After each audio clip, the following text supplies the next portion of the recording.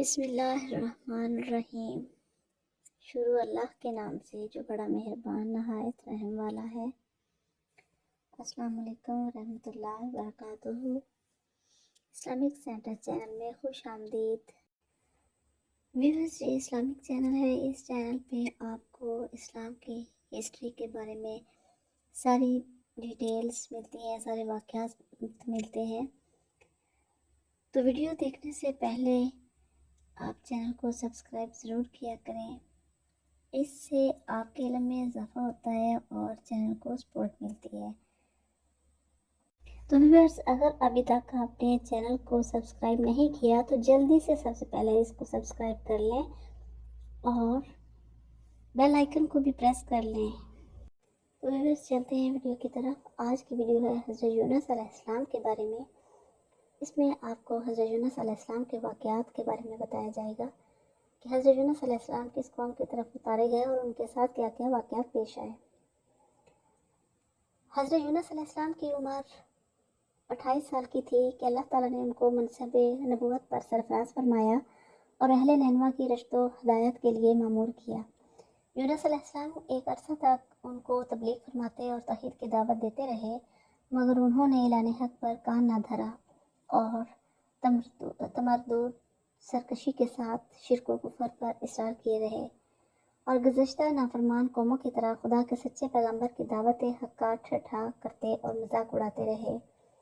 تب مسلسل اور پہم دشمنی اور مخالفت سے متاثر ہو کر یونس علیہ السلام قوم سے خفا ہو گئے اور ان کو ذب الہی کی بد دعا کر کے ان کے درمیان سے غضبناک روانہ ہو گئے۔ فرات کے کنارے پہنچے تو ایک کشتی کو مسافروں سے بھرا ہوا تیار پایا۔ حضرت یونس علیہ السلام کشتی میں سوار ہوئے اور کشتی نے لنگر اٹھا دیا۔ راہ میں طوفانی ہواؤں نے کشتی کو آ گھیرا۔ جب کشتی ڈگمگانے لگی اور اہل کشتی کو غرق ہونے کا یقین ہونے لگا تو اپنے عقیدہ کے مطابق کہنے لگے، ایسا معلوم ہوتا ہے کہ کشتی میں کوئی غلام اپنے آقا سے بھاگا ہوا ہے، جب تک اس کو کشتی سے جدا نہ کیا جائے گا نجات مشکل ہے۔ یونس علیہ السلام نے سنا تو ان کو تنبیہ ہوئی کہ اللہ تعالیٰ کو میرا نینوا سے وحی کا انتظار کیے بغیر اس طرح چلے آنا پسند نہیں آیا اور یہ میری آزمائش کے آثار ہیں۔ یہ سوچ کر انہوں نے اہل کشتی سے فرمایا، وہ غلام میں ہوں جو اپنے آقا سے بھاگا ہوا ہوں، مجھ کو کشتی سے باہر پھینک دو۔ مگر ملاح اور اہل کشتی ان کی پاک بازی سے اس قدر متاثر تھے کہ انہوں نے ایسا کرنے سے انکار کر دیا اور آپس میں یہ طے کیا کہ قرآن اندازی کی جائے۔ چنانچہ 3 مرتبہ قرآن اندازی کی گئی اور ہر مرتبہ یونس علیہ السلام کے نام پر قرآن نکلا۔ تب مجبور ہو کر انہوں نے یونس علیہ السلام کو دریا میں ڈال دیا یا وہ خود دریا میں کود گئے۔ اسی وقت خدا تعالیٰ کے حکم سے ان کو مچھلی نے نگل لیا۔ مچھلی کو حکم تھا کہ صرف نگل لینے کی اجازت ہے، یونس تیری غذا نہیں ہے، اس لیے اس کے جسم کو مطلق غزند نہ پہنچے۔ یونس علیہ السلام نے جب مچھلی کے پیٹ میں خود کو زندہ پایا تو درگاہ الہی میں اپنی اس ندامت کا اظہار کیا کہ کیوں وہ وحی الہی کا انتظار کیے اور اللہ تعالیٰ سے اجازت لیے بغیر امت دعوت سے ناراض ہو کر نینوا سے نکل آئے اور عفو و تقصیر کے لیے اس طرح دعا گو ہوئے، لا الہ الا انت سبحانک انی کنت من الظالمین۔ الہی، تیرے سوا کوئی معبود نہیں، تو ہی جگتا ہے، میں تیری پاکی بیان کرتا ہوں، بلا شبہ میں اپنے نفس پر خود ہی ظلم کرنے والا ہوں۔ اللہ تعالیٰ نے یونس علیہ السلام کی درد بھری آواز کو سنا اور قبول فرمایا۔ مچھلی کو حکم ہوا کہ یونس کو جو تیرے پاس ہماری امانت ہے اگل دے۔ چنانچہ مچھلی نے ساحل پر یونس علیہ السلام کو اگل دیا۔ حضرت عبداللہ بن مسعود رضی اللہ تعالیٰ عنہ فرماتے ہیں کہ مچھلی کے پیٹ میں رہنے کی وجہ سے ان کا جسم ایسا ہو گیا تھا جیسے کسی پرندہ کا پیدا شدہ بچہ جس کا جسم بے حد نرم ہوتا ہے اور جسم پر بال تک نہیں ہوتے۔ غرض یونس علیہ السلام بہت نحیف و ناتوان حالت میں خشکی پر ڈال دیے گئے۔ اس کے بعد اللہ تعالیٰ نے ان کے لیے ایک بیلدار درخت اگا دیا جس کے سائے میں وہ ایک جھونپڑی بنا کر رہنے لگے۔ چند دن کے بعد ایسا ہوا کہ حکم خدا سے اس بیل کی جڑ کو کیڑا لگ گیا اور اس نے جڑ کو کاٹ ڈالا۔ جب بیل سوکھنے لگی تو یونس علیہ السلام کو بہت غم ہوا۔ تب اللہ تعالیٰ نے وحی کے ذریعے ان کو مخاطب کیا اور فرمایا، یونس، تم کو اس بیل کے سوکھنے کا بہت رنج ہوا جو ایک حقیر سی چیز ہے، مگر تم نے یہ نہ سوچا کہ نینوا کی 1,00,000 سے زیادہ آبادی جس میں انسان بس رہے ہیں اور ان کے علاوہ جاندار بھی آباد ہیں، اس کو برباد اور ہلاک کر دینے میں ہم کو کوئی ناگواری نہیں ہوگی، اور کیا ہم ان کے لیے اس سے زیادہ شفیق و مہربان نہیں ہیں جتنا کہ تجھ کو اس بیل کے ساتھ انس ہے جو تم وحی کا انتظار کیے بغیر قوم کو بددعا کر کے ان کے درمیان سے نکل آئے۔ ایک نبی کی شان کے یہ نامناسب ہے کہ وہ قوم کے حق میں عذاب کی بد دعا کرے اور نفرت کے ساتھ ان سے جدا ہونے میں ایسی جلد بازی اختیار کرے کہ وہی کبھی انتظار باقی نہ رہے۔ ہوا یہ کہ ادھر یونس علیہ السلام بد دعا کر کے اہل نینوا سے جدا ہوئے اور ادھر انہوں نے بد دعا کے کچھ آثار محسوس کیے۔ نیز یونس علیہ السلام کی بستی کے چھوڑ دینے پر ان کو یقین ہو گیا کہ وہ ضرور خدا کے سچے پیغمبر تھے اور اب ہلاکت یقینی ہے۔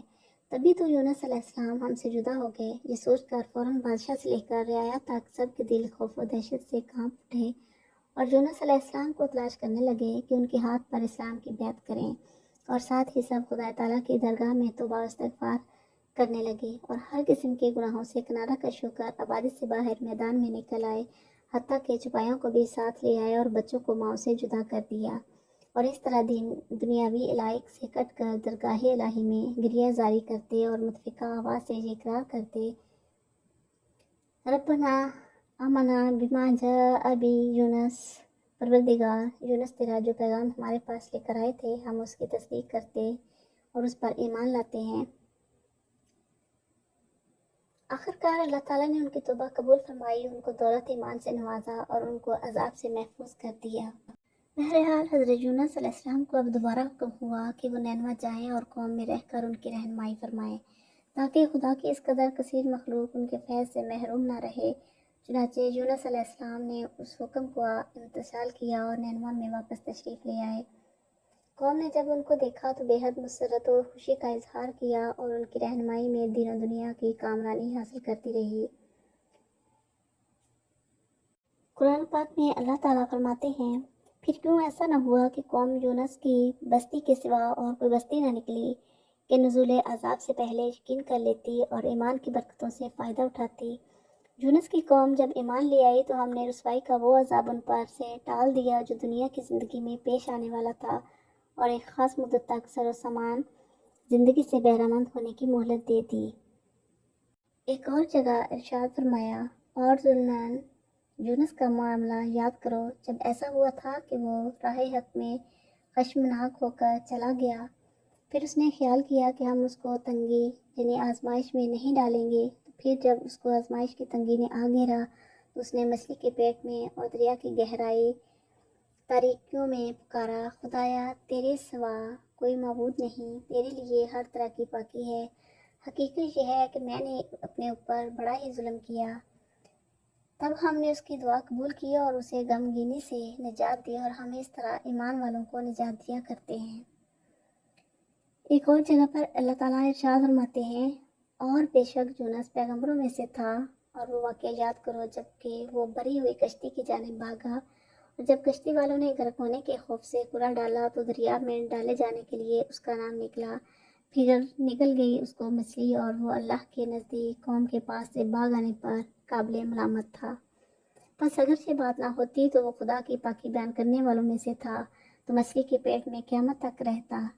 پھر ڈال دیا ہم نے اس کو مچھلی کے پیٹ سے نکال کر جٹیل زمین میں، اور وہ ناتواں بے حال تھا، اور ہم نے اس پر سایہ کے لیے ایک بیل والا درخت اگا دیا، اور ہم نے اس کو 1,00,000 سے زیادہ انسانوں کی جانب پیغمبر بنا کر بھیجا، پس وہ ایمان لے آئے، پھر ہم نے ان کو ایک مدت تک سامان زندگی سے نفع اٹھانے کا موقع دیا۔ ایک اور جگہ پر اللہ تعالیٰ ارشاد فرماتے ہیں: پس اپنے پروردگار کے حکم کی وجہ سے صبر کو کام میں لاؤ اور مچھلی والے یونس کی طرح بے صبر نہ ہو جاؤ، جبکہ اس نے خدا کو پکارا اور وہ بہت مغموم تھا۔ اگر یہ بات نہ ہوتی کہ اس کے پروردگار کے فضل نے اس کو آغوش میں لے لیا تھا تو وہ ضرور چٹیل میدان میں ملامت شدہ ہو کر پھینک دیا جاتا، بس اس کے پروردگار نے اس کو برگزیدہ کیا اور اس کو نیکوکاروں میں رکھا۔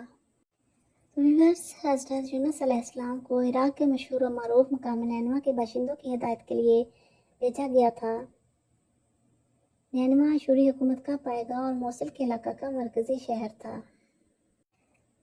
جس زمانہ میں یونس علیہ السلام نینوا کے باشندوں کی ہدایت کے لیے مبعوث ہوئے وہ زمانہ اشوری حکومت کے عروج کا زمانہ تھا، مگر ان کا طرز حکومت قبائلی تھا اور ہر ایک قبیلے کا جدا جدا حکمران یا بادشاہ ہوتا تھا، اور نینوا ان قبائلی حکومتوں کے پائے گاہوں میں مرکز کی حیثیت رکھتا تھا، اس لیے اپنے عروج و اقبال میں مشہور تھا۔ قرآن مجید میں اس شہر کی مردم شماری 1 لاکھ سے زیادہ بتائی جاتی ہے، یعنی حضرت یونس علیہ السلام کو جس قوم کی طرف بھیجا گیا تھا ان میں سے 1 لاکھ سے زیادہ لوگ تھے جن کو آپ علیہ السلام نے اسلام کی دعوت دی اور انہوں نے اسلام قبول کیا۔ صحیفہ یونا میں الگ سے یہ ذکر ہے کہ اللہ تعالیٰ نے یونس علیہ السلام کو اہل نینوا کی ہدایت کے لیے مامور کیا، مگر وہ ترسیس کو بھاگ گئے اور اسی سفر میں مچھلی کا واقعہ پیش آیا۔ تب وہ متنبع ہوئے اور پھر ان کو حکم ہوا کہ نینوا جاؤ اور اپنا فرض انجام دو۔ یونس علیہ السلام نے وہاں جا کر تبلیغ کی اور قوم کے نہ ماننے پر ان کو 40 دن مقرر کر کے عذاب الہی سے ڈرایا اور خود دور جنگل میں چلے آئے، مگر قوم فوراً ایمان لے آئی اور بادشاہ سے لے کر رعایا تک نے ٹاٹ کے کپڑے پہن لیے اور انسانوں اور جانوروں کے لیے بچوں کو ماؤں سے علیحدہ کر دیا اور میدان میں نکل کر توبہ و استغفار اور آہوازاری کرنے اور یونس کی تلاش میں دوڑنے لگے۔ ادھر یونس علیہ السلام کو یہ معلوم ہوا کہ 40 دن گزر گئے اور عذاب نہیں آیا تو اللہ تعالیٰ سے رنجیدہ ہو کر دور نکل گئے اور خدا کی درگاہ میں عرض کیا، میں اسی خیال سے ترسیس پا گیا اور نینوا نہیں آیا تھا کہ میں جانتا تھا کہ تو بہت مہربان اور عذاب میں دھیما ہے اور تو رحیم و کریم ہے۔ اب میں جھوٹا بنا اور اب مجھ کو موت دے دے کہ میرا مرنا میرے جینے سے بہتر ہے، اور چھپر ڈال کر وہیں رہنا شروع کر دیا۔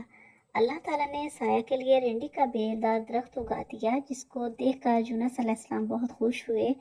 دوپہر دن کے بعد کیڑے نے اس کی جڑ کو کاٹ دیا اور وہ سوکھ گیا۔ یونس علیہ السلام کو بے حد رنج ہوا۔ تب اللہ تعالیٰ نے فرمایا، یونس تم ایک معمولی رینڈی کے درخت کے خوش ہونے پر اس قدر رنجیدہ ہو، اور کیا میں اتنے بڑے شہر پر جس کی مردم شماری 1,20,000 ہے شفقت مہربانی نہ کرتا؟ حضرت یونس علیہ السلام کی وفات اسی شہر میں ہوئی جس کی جانب وہ مبعوث ہوئے، یعنی نینوا میں، اور وہیں ان کی قبر تھی۔